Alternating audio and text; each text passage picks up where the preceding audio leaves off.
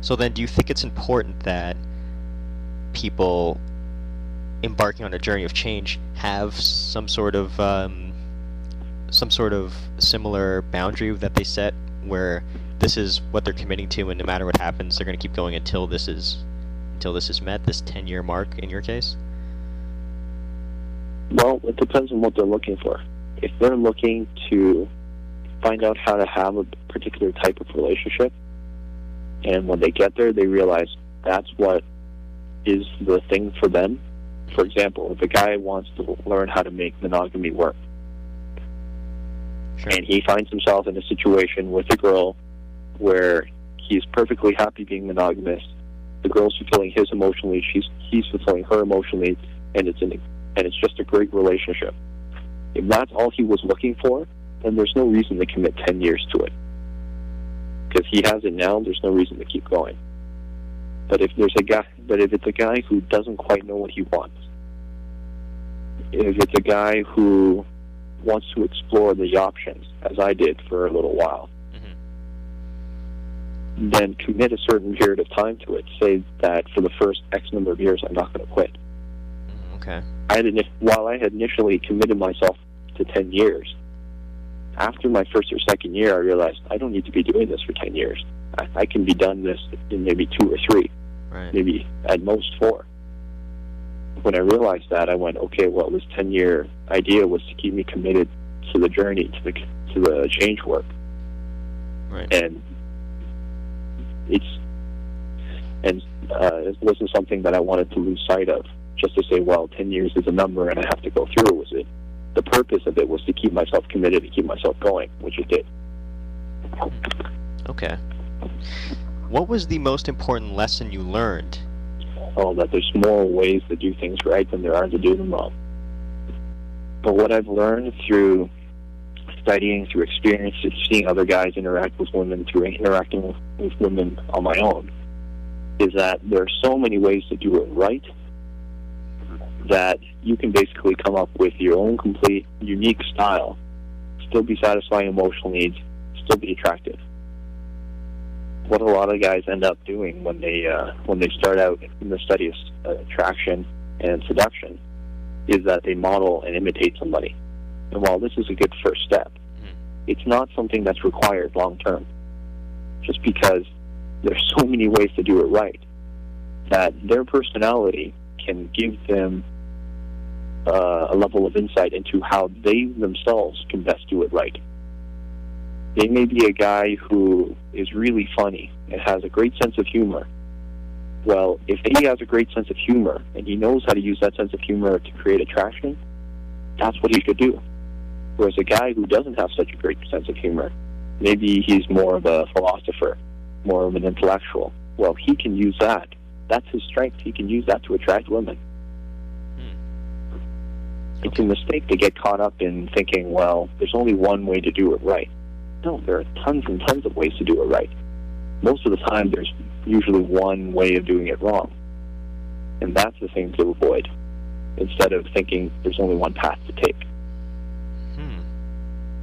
I like to describe attraction and seduction as knowing how to present yourselves attractively.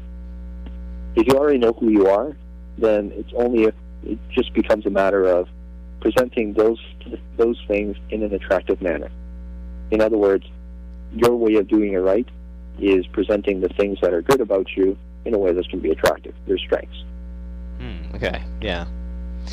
It's a matter of principles, where the emotional needs are the things that guide a guy in his actions. How he exactly implements those principles are still up to him. I mean, when I say be dominant and be decisive and lead the relationship, that can mean a lot of different things. I personally like to, when I'm being dominant, to use fewer words. Some guys like to use more words. Some guys like to use no words and just lead through action. Those differences are really a matter of personal preference. Oh, okay. My final question to you is, if you could travel back in time and give yourself advice on becoming good with women or being capable of maintaining the type of relationships you want, what would you say? Well, that the best way to figure out what works is to actually go and try it. When I first started out, I was a huge theory junkie. I just loved reading the material because I thought if I learned everything possible and I read everything possible, I can skip this whole trial and error thing and go right to the end. You know, I can just go to the great relationship and skip all the stuff in between. Right. The thing I didn't realize at the time was that the stuff in between, that's where all the learning happens. One of the most powerful things that I ever realized was that Frank discovered the emotional needs by actually going out and doing it. The emotional needs system didn't come out of nowhere. It came from Frank systematically going out, testing, and trying things until he came up with a set of behaviors, a set of ideas and concepts that would attract women. When I realized that, it made me realize, well, the best way to figure out what's attractive is actually go out and do it. Because Frank didn't come up with the emotional needs in a vacuum. He didn't come up with them sitting in his room writing. He went out and tried stuff. Okay, and the website where we can learn more about the ENA workbook is franktalks.com? That's right. Thanks for having me. Great. You're listening to Frank Talks, Pleasures and Lifestyles. Thanks for listening. Take care.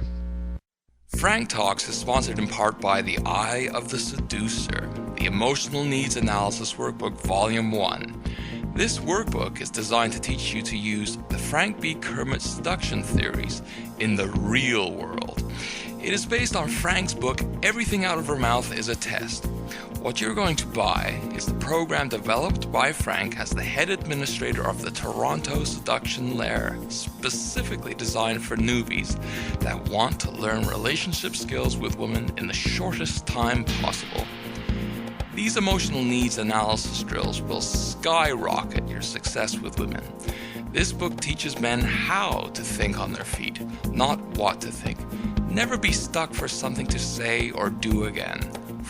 Finally, love will make sense, and you'll learn the skills to see through the games of others. Know what you did right, know what you did wrong, and what to do next. Buy this workbook now at franktalks.com.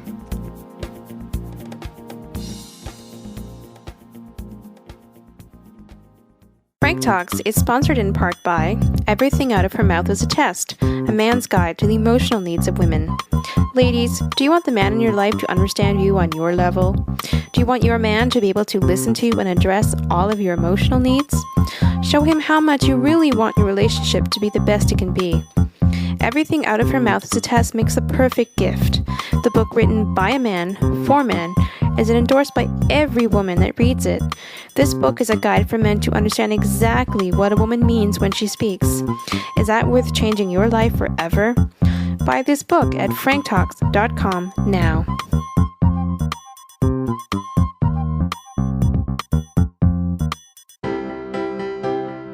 Frank Talks is sponsored in part by From Loser to Seducer by Frank B. Kermit. He was stood up at his prom. He lost his fiancée to one of his best friends. He went 5 years with no sex, and then he turned it all around. From Loser to Seducer is the story of Frank B. Kermit. It's a story of pain, change, and the redemption of a seducer in training. This includes managing 5 lovers at the same time, his first Valentine's date with 2 women at the same time, and getting back the one that got away. This book marks the triumph of a nice guy over most of his inner demons. Want to learn how to get back the one woman that got away? Buy this book at franktalks.com.